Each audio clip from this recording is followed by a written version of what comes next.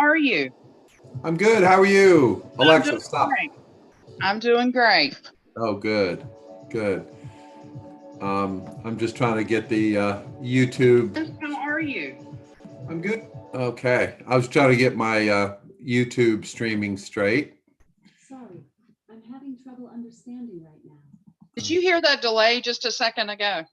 That was my YouTube live stream that I was starting at the same time, so it recorded you. Oh, okay. I Yeah. couldn't figure what was going on. It's all good. Yeah, I got more crap going on. I don't know. I try to stream to YouTube at the same time just to save a step in recording. So that's what that is. Let's see here. Well, that's multitasking at its best. Yeah, well, it's really funny. Sometimes when I stream, this is more information you probably care to hear, but when I stream to YouTube sometimes, I'll get a warning from YouTube that I'm stealing content. Oh my goodness. Which is really funny because I'm using stuff that I have permission to use. So I try to like anytime I do any Simon Sinek, I'll get a copyright warning or whatever. Sure. Which is yeah, I've seen that type thing happen. I think that is just on automatic. Yeah, I think like popular videos like Simon Sinek, I think it's more likely to happen. So I've never gotten one for any of the Techstars content, which is good because I have permission to use that, but I guess it's not super popular or whatever, so it doesn't hit their automatic warning thing. So hey, Kat. Hey, Dennis. Hey, Ray. Hey, Dennis, how are you today? I'm good. I had to explain about yesterday. Right before class, my wife called and said she'd been in an accident, and I had to. I chose to hop in the car and go find her and help her. She okay? She is, luckily. She's driving down the road in Greenville and doesn't know what she hit, but it flew up in the air and totally smashed her windshield.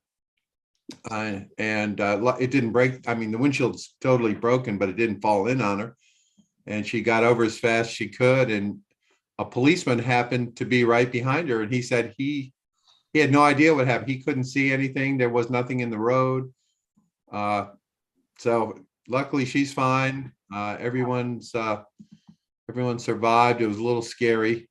But we live about an hour from Greenville. So I had to hop in the car and head up that way. So You did the right thing.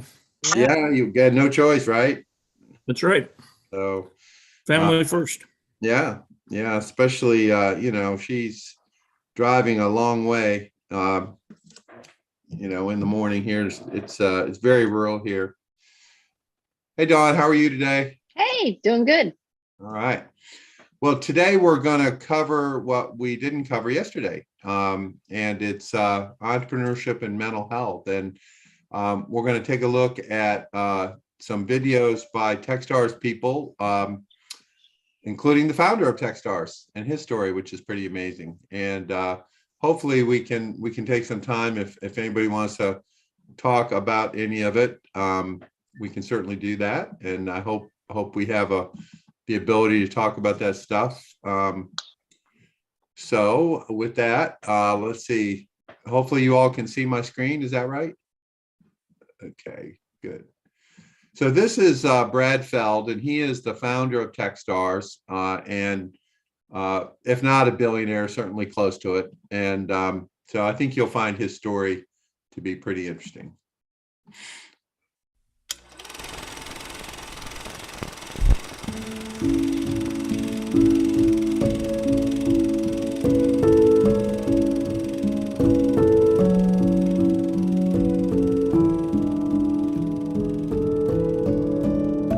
Well, I would say I was a pretty typical sort of nerdy, precocious kid. I grew up in Dallas, Texas.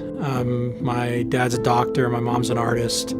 Right, there was a sense of being successful was important, and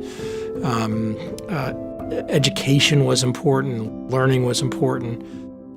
I had a pretty deep introvert streak. So I was very comfortable externally. I was very social and had plenty of friends and, hung out and did things. But I really liked being alone reading a book. When I graduated from high school, I went from Dallas to Boston, and I went to school at MIT.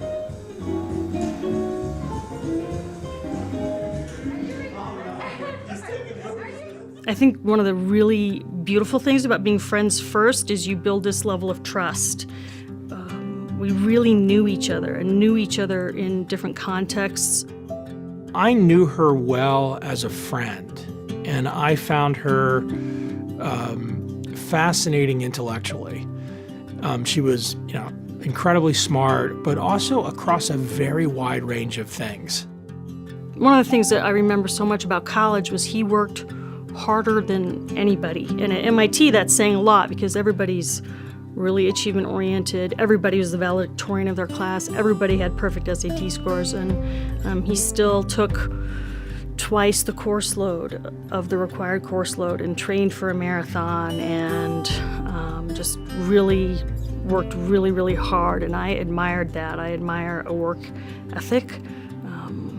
So when you're friends and you admire a work ethic, that's one thing, and then in a relationship that can get to be too extreme. And we would bill 100-hour work weeks, which meant that all the administrative time and all the sleeping time wasn't on that. But it was extreme. That was extreme. On today's fundraising segment, we have Brad Feld. Brad Feld. Brad Feld, the man who does not need an introduction. We were very successful as a business, financially very successful. Anybody on the outside looking in would say, what's wrong with you? Like you got, you live in Boulder, Colorado, you got, nice house, you got a nice car, you got a great wife. It's easy to describe it at one level and hard at another. So the feeling for me of depression starts with what I could only describe as kind of a hole in my gut. It wasn't that I felt an emotion that was a negative emotion. I didn't feel sadness or sorrow, but it was almost the absence of joy. It's like I've got this thing missing. I want this essential element of existence I don't have in my current existence. And I'm worried I'm not going to have it again. The real crisis moment was we were on vacation in Sedona, Arizona, and he was driving the rental car, and he said he was considering pulling into oncoming traffic. So a really serious suicidal ideation. And I made him stop the car, and we traded places, and I said, I know some things, and I've studied some things, and I've done some therapy, and I've done a lot of work, but this is way out of my league. And when we get back to Boston, you're going to get professional help.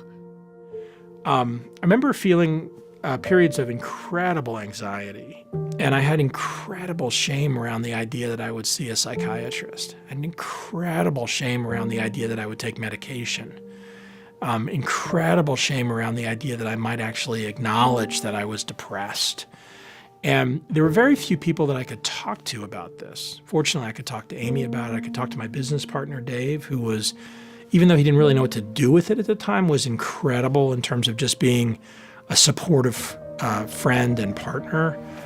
And what Dave would do is he wouldn't say to me, do you want to go for a walk?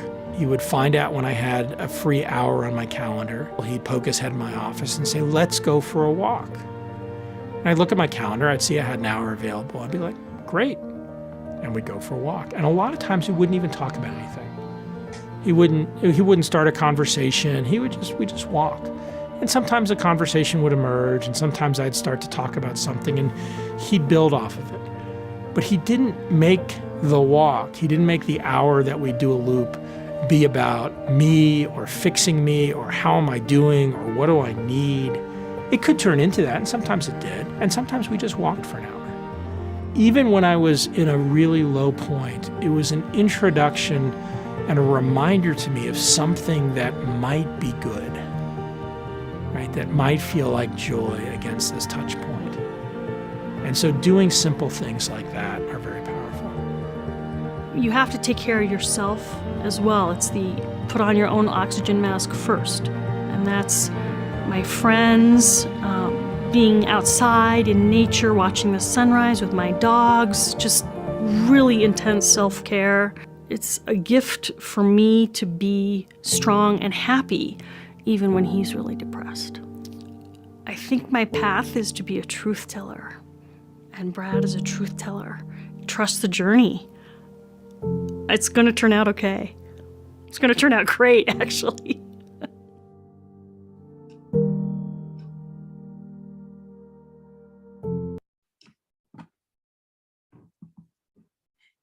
All right.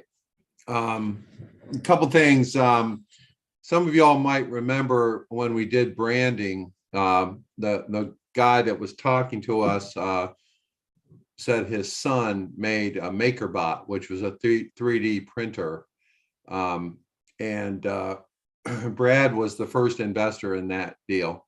It's a small circle. He also was an investor in Fitbit and in Zynga, which you might remember. I think that was the company that made Farmville on AOL years ago. He's a pretty accomplished guy, but I think it's instructive that, even someone like he characterized it himself as, what are you complaining about? You got everything, right? You graduated #1 in your class, went to MIT, blah, blah, blah. And yet here we are. He's leading off a study, and he's really had a hard time. And he's doing much better now, but he's really one of the first of this kind of person. The way I describe them, these, kind of tech superstars, to really come out and share his story. And I think he's helped a lot of people with that. And I hope that you found it helpful also. Any comments or reactions at this point? Well, I just would like to share that this is just such a timely conversation that you're having. My brother-in-law took his life a few years ago on this day. Oh, no. Probably around this time. So sorry. Gosh. My family, my husband and son and I, we pause and move on, but we have other family that does not. And so today is, not Happy St. Patrick's Day. It's, Yeah. and so it's one of those things that I encourage if you're experiencing some of this, which it's hard for you to see when you're in the midst of it, or if you see signs of other people making some changes that are just gradual changes. And I say gradual because it was very obvious he had been planning it for a number of years. But, just get the help, reach out, do what you can. There are definite things that you'll see that transpire along the way that make you go, wonder what's up with that. And so anyway, not to bring this down for everyone, but it's, we all know that it's a very serious situation. Yeah. Thank you for sharing. I might point out that one of the things that's characteristic, particularly among entrepreneurs in this arena, they themselves may not be really aware of what's going on, particularly if they're a really hard-driven kind of individual. They may deny it, or it may be subconscious to them in some respects. They just haven't. It's something I've noted that with some of the folks that you would feel are the least likely to be in this situation. Often, if you get to know them or you're one-on-one, you'll find out that it's not what it appears on the outside. And I've had this experience with. I used to work a lot with CEOs of major companies. I had a consulting business, and I would always, when I was really young when I was doing it, and I just remember being so surprised that so many of these folks that you would think have it all actually were some of the most unhappy people I ever personally had gotten to know. And it really kind of freaked me out. My background was blue collar. I never knew a man that wore a tie to work when I was a kid. So, I figured if you're the CEO of a major bank or a major thing, you got the world by a tail. And stories I could tell, which I won't, but it's remarkable to me how different it is for everybody. So let's keep on trucking. Okay, let's see here. Where are we? Okay. I'm sorry here, trying to figure out where I am. Okay, let's see if that works. I don't think that worked. All right, hold on a second here, sorry. Okay, try it one more time. Something up my sleeve. Here we go. Okay.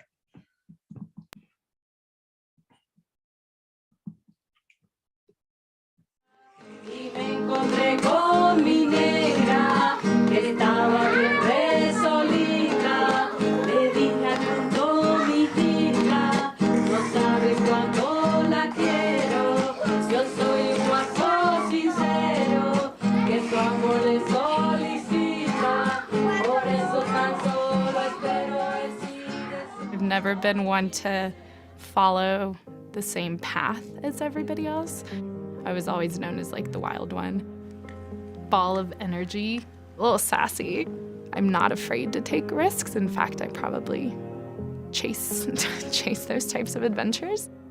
So I'm originally from Colombia, South America, and I actually moved to the US when I was 6 years old. My whole family and I migrated here. My childhood's a little bit different because I grew up in a very different social class, I would say, as well. My parents just wanted a better life for us. The reason we moved to the US was actually for safety and security reasons. My grandmother was actually kidnapped when I was 5, and we spent about 8 months trying to get her back. We went a whole month actually before we knew where she was. And that was kind of the last straw for my dad and my family, as we needed to move, and it was really a matter of like having a better, brighter future. All of my siblings and I felt this feeling of we had to make our dad proud and make our mom proud, just because of everything they'd been through and everything that they had put themselves through just so that we could have a better life. Even since high school, like I was always the type of person that would stay up all night and study for tests because I had to get a good grade and make dad proud and all of that. When I moved to Denver, I met Kevin. We actually met at a bar. The first thing that really stood out to me was just how kind and generous he is. Truthfully, I fell in love with his heart first. I remember hearing that she was going on a camping trip with my friends, and I had just met her a few weeks before. And so I packed up all my things real fast and dropped what I was doing on Saturday just to go on this camping trip to see her. She didn't have a backpack, and she was just carrying everything in her arms. But she did it with a smile, and she was laughing the whole time. Like, wow, this person is willing to do new things, even if they're beyond her comfort zone. Kevin was there from day one. Everything really happened super fast. Like within that first year, I had met Kevin and I had met Jackie, who ended up being the co-founder at Revelar. People should have the right to feel safe. And with Revelar, you are now empowered to live your life to its fullest potential. At the time, it was just the two of us working on it, and we were kind of figuring it out from scratch. We were solely driven by passion, right? So we were, in our minds, like creating a product that, for lack of a better word, was supposed to save the world, right? Like, how do we keep people safe? We had people write in and tell us how important our product was, and I think that just made us fight harder, but also that led to a lot more stress. Yeah, there was a lot of pressure to not let people down. You know, there was definitely a lot of great things that came from it, but it did feel like I was a little bit like suffocating myself in a way. It felt like I had to keep going, like trapped a little bit. Sorry, you just made me like tear up.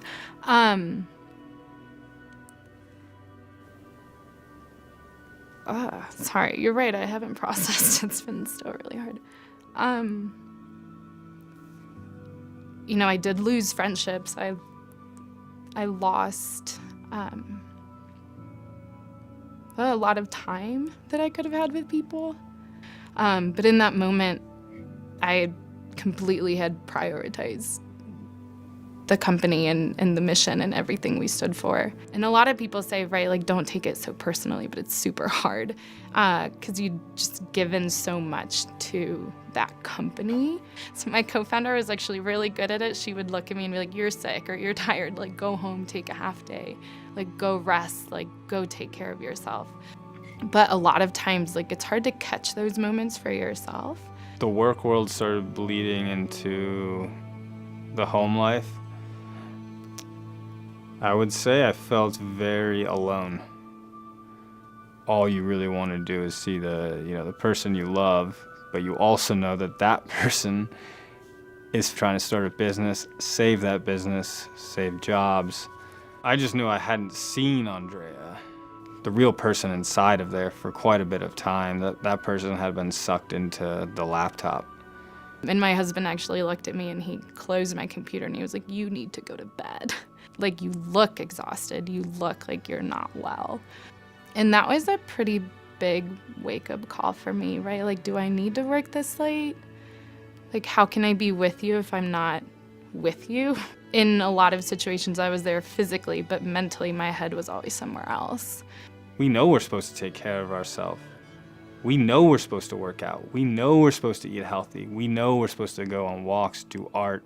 But it simply felt like there was never time to do those things because we would be letting someone down if we took time for ourselves. Starting a company is not easy. If it was easy, everybody would do it. You know, make sure that it's something that you're passionate about. You still get stressed out, right? Like, it's life. Life is meant to be a little stressful. That's how you become a better person and how you get to know yourself better. When I compare myself to how I feel now versus back then, I was definitely overworked, overstressed. I've learned that now, right? Like, how important it is to actually spend time with the things that matter the most to you so you can continue to be your authentic self without letting stress and burnout take over.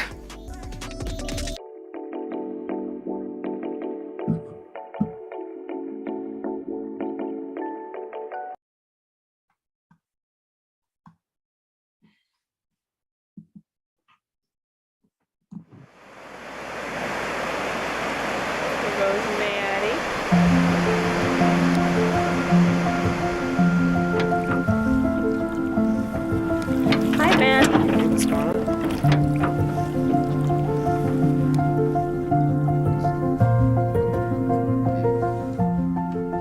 I was born March 2nd, 1975 in Sioux City, Iowa. I was kind of a happy-go-lucky kid.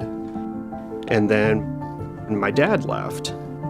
And after that, I started to get more quiet, more shy, and that kind of followed me throughout my childhood.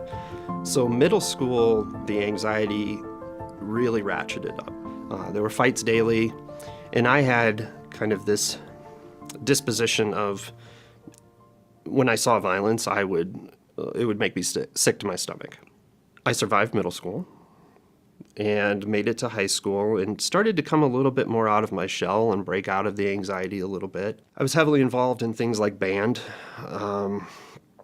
I did start to play soccer, so I played on the high school soccer team. Yeah, music was kind of my thing. So we had different garage bands. I played bass because nobody else played bass. Everyone wanted to be a drummer or a guitar player, and I was like, oh, I can get a lot of playing time if I'm a bass player.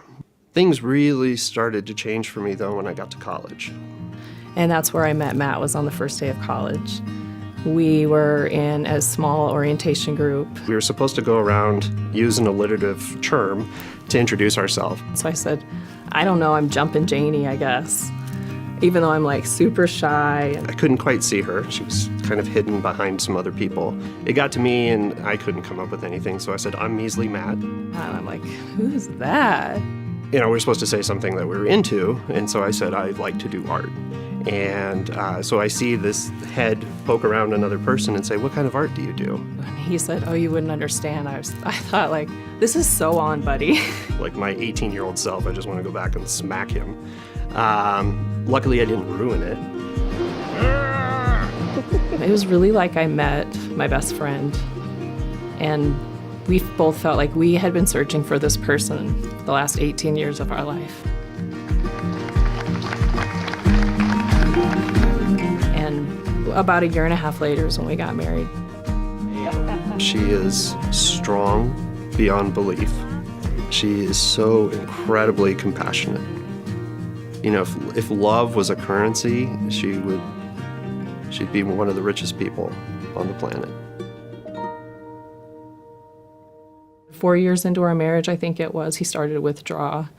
He no longer wanted to do anything, wanted to sleep. He started to self-medicate with alcohol. So the anxiety got to the point where, you know, I was afraid to go places. You know, I'd say to Janie, oh, let's just stay in. He started doing kind of like ritualistic things, locking the door differently, turning the water on and off. The anxiety would kind of kick in, and then I would do a ritual to try to combat the anxiety. And it would work, but it was a temporary fix. Then when I was 25, I decided I wanted to get over my fear of heights, so I was going to go skydiving. The day of our jump, I'm super excited. I was playing music on my headphones, and I couldn't wait to jump. And we get to about 3,300 feet, and the instructor opens the door, and I'm the first one to jump. So I look out, and I look down at the ground, and think, there is no way I can do this. This terror came over me. As soon as I let go, my heart felt like it was going to explode, and I couldn't breathe. What I didn't know was I was having a panic attack while skydiving. Then about a week later, I'm at work, and I'm talking to one of my coworkers, and out of the blue, I have a panic attack. It feels exactly how I felt jumping out of the plane. I'm starting to notice I'm having at least one panic attack a week. And it gets to the point where I'm starting to have a panic attack a day. Then I'm having multiple panic attacks every day. My obsessive compulsive disorder gets really out of control because one is kind of feeding the other. So I'm developing more rituals. I notice, you know, like I can't get out of the shower unless I turn the knob off a certain way. He didn't share a lot with me. He was very withdrawn, but he did share that he was like having some thoughts that were very concerning to him. So what my brain would tell me to do is very violent things. And me being just who I am, someone who hates violence, it was probably the most disturbing thing for me. So 2 weeks before my 27th birthday, Janie comes to me and says, I'm pregnant. And then I really start to spiral out of control. The day I told Matt, I guess I just imagined he would scoop me up and spin me around, and it would be this super amazing time, like super special moment for us, and it wasn't. And I think that's the first time I realized there's something really wrong. I wake up the next day. I shouldn't have gone to work, but I did. I drove myself there. I sat down at my desk, and it was a Friday, and a lot of people were coming with, you know, where are my projects? How, you know, is this going to be done next week? I was a graphic designer at the time. And I just stood up, turned around, and looked at my boss and said, I need to leave right now or I'm going to hurt someone. And she just gave me this blank stare. And she said, okay. So I walk out of the building and I call Janie and I said, I need you to meet me at the hospital. He seemed really kind of numb and like a shell of himself. I really thought that they would take him away and he would never come back the same guy. But it was also like the best day of our lives because he was given a new chance. The doctor who was there at the time said, we're going to put you on the right medication and we're going to monitor you the next few days. You're not going to spend the rest of your life here. You're going to get better. And that's the first time I had hope in a very long time. That alone was a huge weight that was lifted off of my shoulders. And 3 days later, I walked out of the hospital. He was completely different the next day. He woke up with hope. There was like sparkle in his eyes that he hadn't had in years. He looked alive again. So after the hospitalization, they set you up with a therapist and a psychiatrist. So mindfulness became a big part of how I got healthy, because through the act of meditation, sitting on a cushion, I could actually watch my thoughts. And through that process, I understood that my thoughts are not who I am. But if you just watch them passively and become an observer, they don't take control over you. I got to witness firsthand all those layers he had been putting on himself to protect himself were starting to come off. He was cracking open and the light was shining out, and it was just really amazing. It fundamentally changed who I am for the better. There is a stigma around mental illness, and we need to break that stigma. We need to understand, all of us together, that it's no different than having any other medical condition. It'll still bubble up. There's moments, 17 years later, that I still have anxiety, especially before I'm, to go on stage and give a speech. But I've learned that I can channel that energy. I can change it from one of fear to one of excitement, because they're kind of the same. One of the most powerful gifts you can give to yourself is to get healthy, and it's okay to ask for help.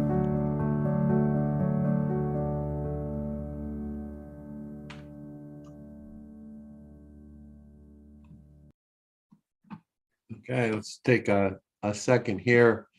What I found interesting about this particular story was that there was successful treatment.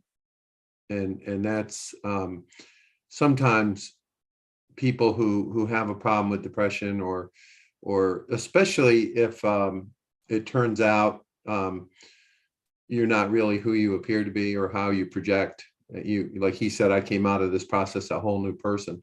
So my guess is he had a different persona, a different person. I don't know if it's a different personality, but he looked at the world differently, and people probably looked at him differently. And even though, and he said it's 17 years, since this all happened, but I think it's encouraging to see that treatment can help.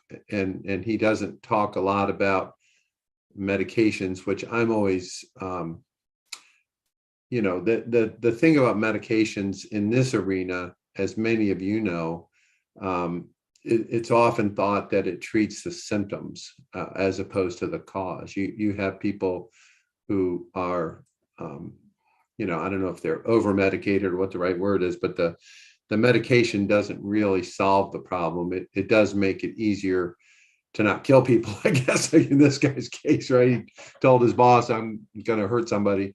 But it is a story where, in his case, he was able to come to grips with whatever it was. And notice that so far in none of this has there been the gobbledygook of diagnosis and labels and all that kind of stuff.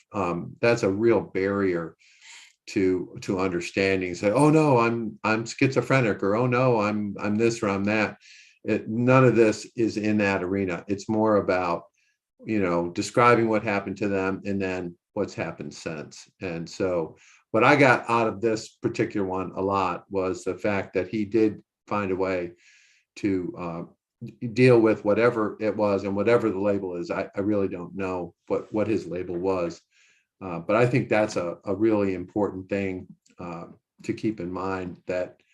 And I think particularly as time goes on and we see people that we would, quote, consider successful, like Brad Feld or some of these other people, for them to come out and talk like this changes the game in a lot of ways. It changes the narrative from, some loser who can't make it, having problems, to the opposite, the kind of people that are often held up as examples. They're saying it. And I think it applies for everybody. I don't mean to use labels like losers or any of that kind of stuff, but you know what I mean. It makes it more palatable and more acceptable. And more importantly, it opens the door to treatment. And I think that's really good. So the last one that we're going to look at today is a perspective of a professional in the field. So I think you'll enjoy this as well.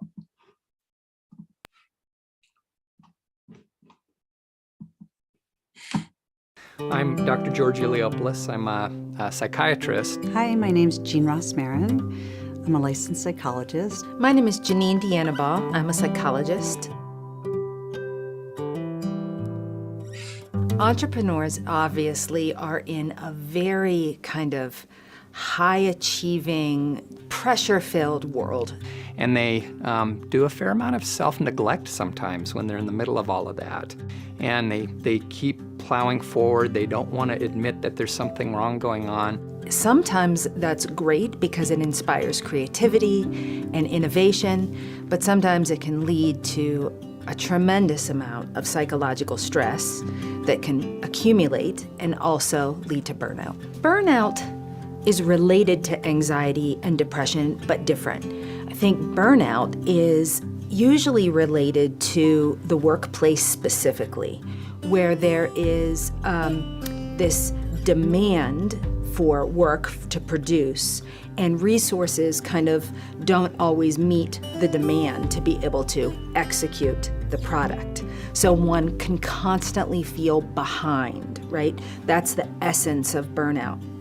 Now, a side effect of that burnout then, that's feeling like I can't keep up, can then be anxiety and depression. So it can kind of stem from the burnout. There's a list of the top 5 reasons for disability. Depression is in the top 5. And, so that's right along with heart disease and diabetes. So this is a major cause of disability. 1 in 10 people will have depression in the past year. And the lifetime prevalence might be more like 20%. So 20% of people, 1 in 5, might have a major depression at some point in their life. So it's fairly common. 18.1% of adults have an anxiety disorder, and actually 33% of youth, so from ages 12 to 18, also have an anxiety disorder. Stress and burnout can impact all areas of life. Some of the earliest signs are very kind of subtle, innocuous things like difficulty sleeping. And that could get normalized because many of us have difficulty sleeping at different times. But when it is chronic, pervasive, that is certainly a sign. Distracted or unable to really focus and concentrate to drive tasks to execution. Difficulty in interpersonal relationships. A lack of ease or even joy in relationships that maybe was present before. In a depressive episode, you have, for a significant period of time, a depressed mood. You're sad, you're down in the dumps, you're irritable, you're anxious. And a big feature in depression is a word called anhedonia. Anhedonia is an inability to experience pleasure. And that's, hedonism is pleasure, anhedonia is without pleasure. And that's an important thing that humans need. It's what drives us forward, helps us to make decisions, go towards goals. And if nothing feels good, it can be really hard to push yourself forward. Depression can also be associated with difficulty with proper nutrition and eating. And some people just stop eating and lose a significant amount of weight. They'll complain about things like, I can't concentrate. I don't have the energy level that I used to have. Definitely a tendency to be really self-deprecating. I'm no good. I'm worthless. I can't do this. I might as well give up. Things like that can come up. The difference between normal stress and anxiety is really about the level of impact. If it's interfering with your ability to live, love, laugh, and learn. There's all sorts of very, very physical symptoms. You feel like you need to run away or maybe fight, or you actually freeze. It's your body getting you ready for fight or flight. They have a lot of stomach aches or headaches. Or somebody might feel like they can't focus, they feel kind of jittery, they feel overwhelmed. Some people might have full-on panic attacks that literally feel like you're having a heart attack. There really is stigma associated with mental health issues. We don't talk about things like this. You have to be tough and on top of things, and you can't show weakness or admit weakness at work. There is no shame in being burnt out. I think there's such a cultural norm, particularly in the entrepreneurial community, of keep going. There's work to do. This isn't that big of a deal. I've got this, I can keep going. So I think it really is the minimization or denial. I think friends, family, partners are hesitant to intervene with someone with burnout for fear of coming across as judgmental. And so the partner or friend doesn't want to contribute to the stress by calling out the stress. So often it's a cycle that feeds upon itself, where if nobody's kind of talking about it, the person isn't also getting any help. All we want to do is invite balance. So rather than talk about how hard they're working, how they're never there, maybe we invite, I'd love to have lunch with you today. Is there any way you could meet me for an hour? I think if you're genuine in your care and concern, I think that's, that comes across, and that's what's honest. You're being honest. You're not being too intrusive. Trust your judgment. Trust yourself. If you're really worried about this person, especially if you're worried about safety, then it's important to share that responsibility. Talk to people around you. And sometimes you might even need to call the authorities if you're truly worried that you're not going to see that person the next day. Because it is really helpful to people to feel like somebody cares about them. They're not alone, that you're normalizing it. Like you're approaching this like you would approach other things. Because this is not our standard practice, it kind of goes against social norms, and it feels like we're being intrusive or nosy, to remind yourself that it's actually helpful. I think often the key is to admit that we're not perfect, that we might be struggling, and show vulnerability in that way, so that we can then actually replenish ourselves by admitting that. Then if we do that and we start rebalancing things, chances are we're going to come back to our work life in even more of a powerful way. But oftentimes we have to first admit that what we might be doing isn't working. Good things can come out of situations where people have been in really dark places. And, human history is just full of stories just like that. And you can be the next story like that. And if you find that you're really struggling, go get help and work on it, and you'll get better.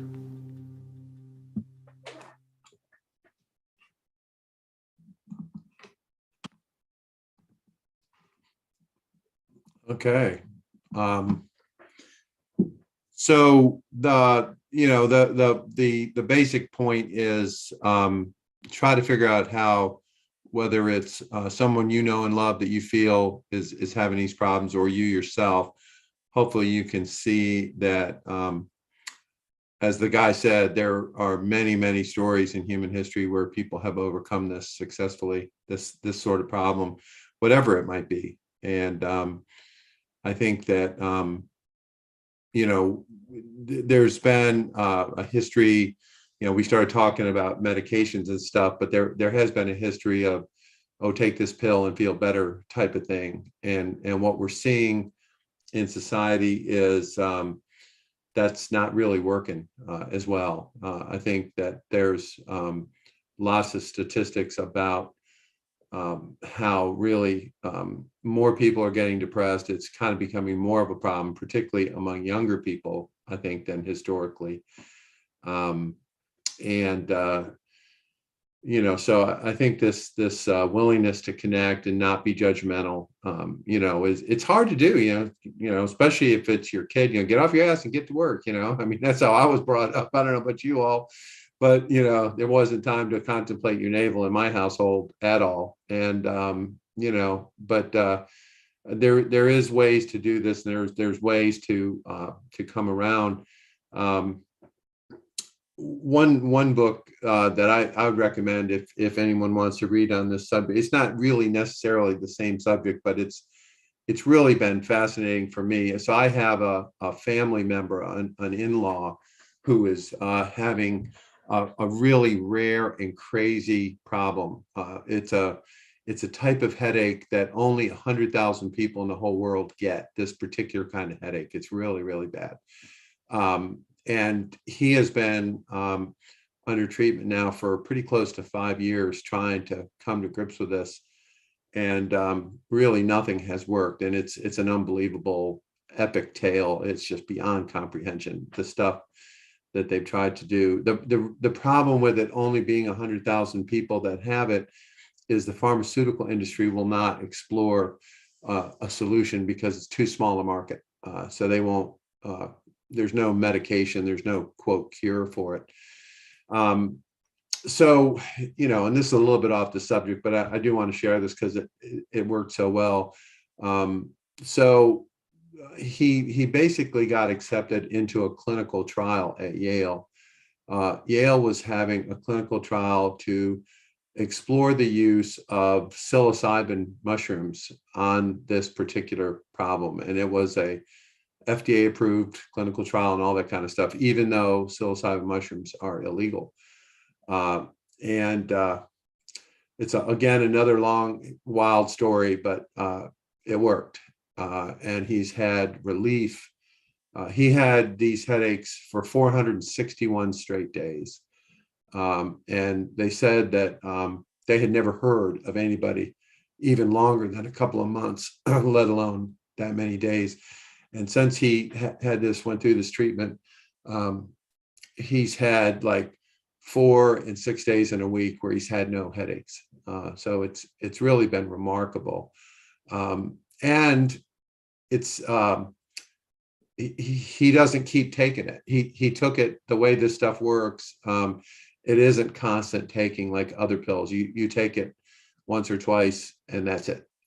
And it's really worked in his case. And I don't know about others in the clinical trial, but there's a book by Michael Pollan, Pollan, How to Change Your Mind. I highly recommend it. When we heard about this, I was really concerned that he would never, ever consider something like this. He's a small town farm boy. There's no way this guy is going to take magic mushrooms. So I delved into and found this book and read the book and sent it to him and made him read it. And it really changed his perspective as well. And now he's in fact testifying to Congress and the Connecticut legislature and other places because he's such a great example of somebody you would never think would do this, yet he did, and it made a huge difference in his life.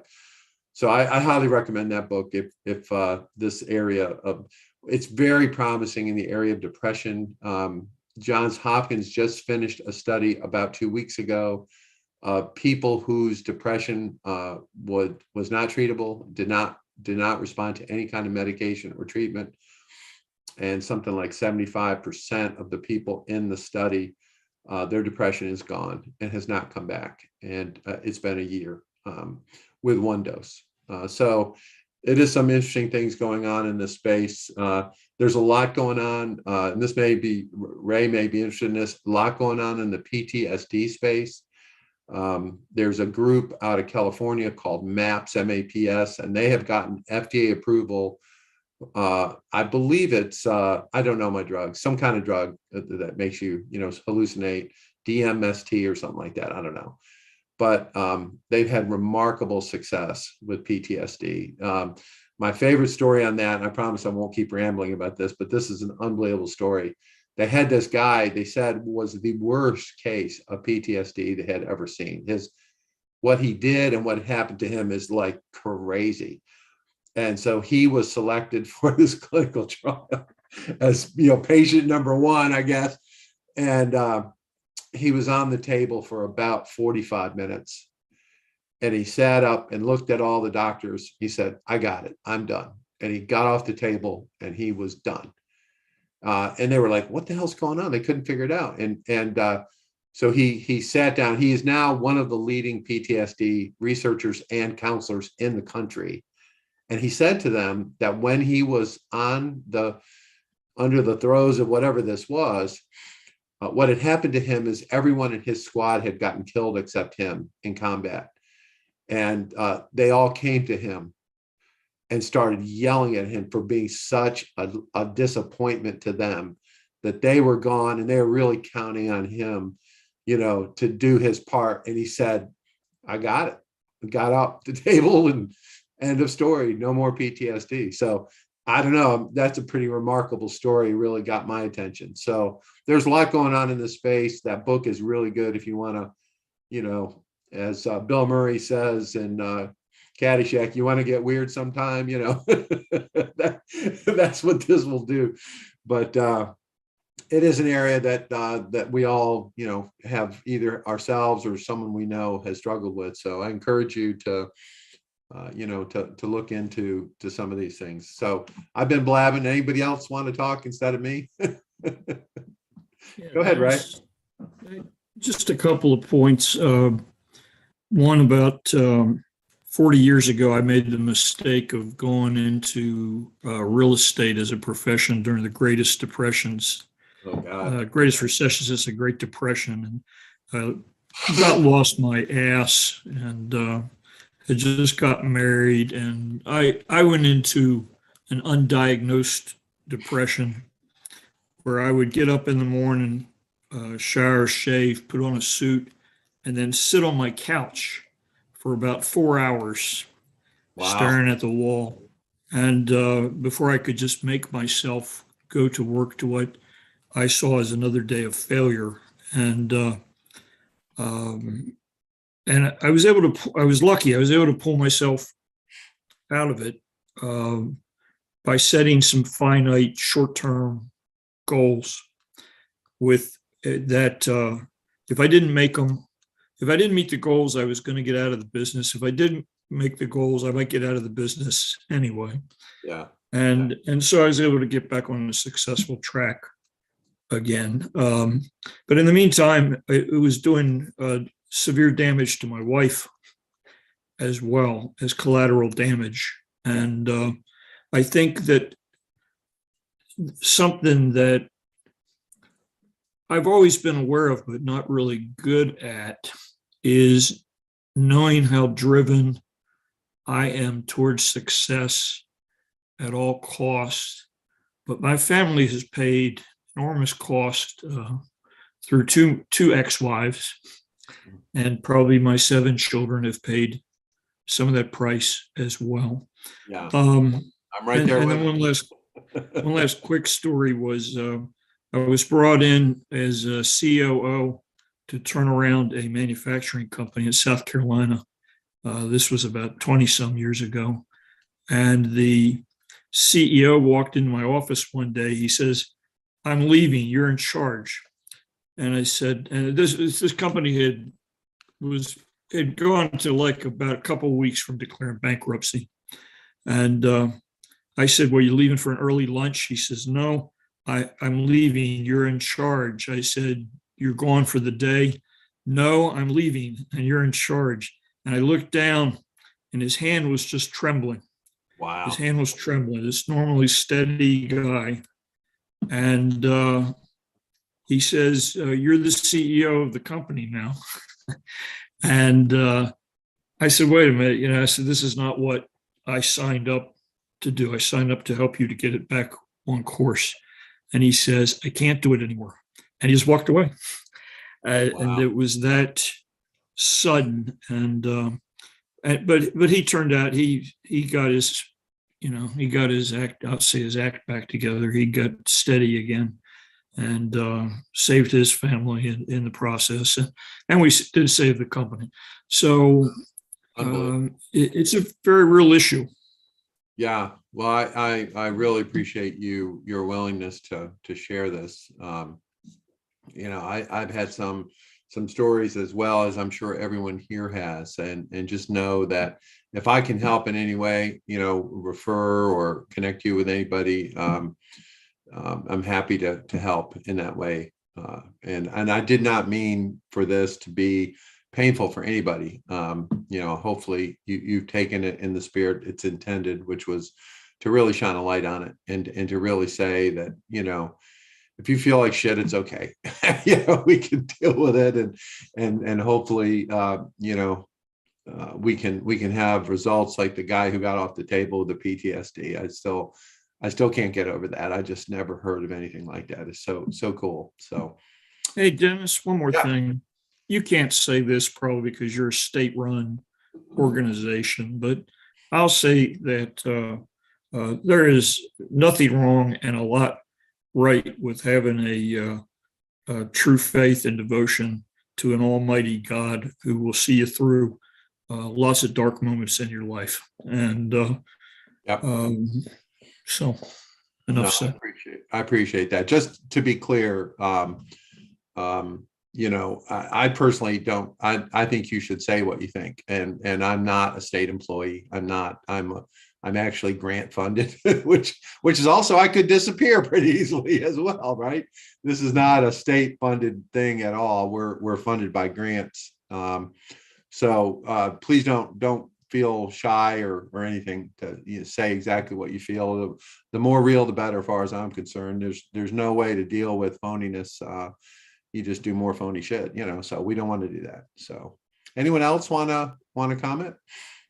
I do. Hi, everyone. Thanks for everybody sharing, because I know this is a very tender subject for a lot of people. So I've been very moved by what people have shared. And this might be wildly inappropriate. So if you want to cut me off. I love wild and inappropriate. I live for it personally. No, not in that way. But I am actually training to be a mindfulness teacher. And one of the people talked about mindfulness as helping them in their mental health journey. So I have had my first Mindfulness for Beginners course last month, and I have to do another one for my teacher certification. So if anybody's interested in a Mindfulness for Beginners course, everybody has my email, so they're happy to shoot me one. I don't know when I'm going to do the next one, or it's going to be online or in person. I think it depends on where everybody's located. But the last one was 4 weeks online, 1 hour during lunchtime a week. So if anybody would find that helpful, or they are interested in what mindfulness can do, please I'm happy to help. Post everything relevant either on the Facebook group or here in the chat. And I think it's wonderful. They're not. I mean, to me, it's not inappropriate. It's absolutely needed, you know, and everyone's going to have a kind of a different way, I guess.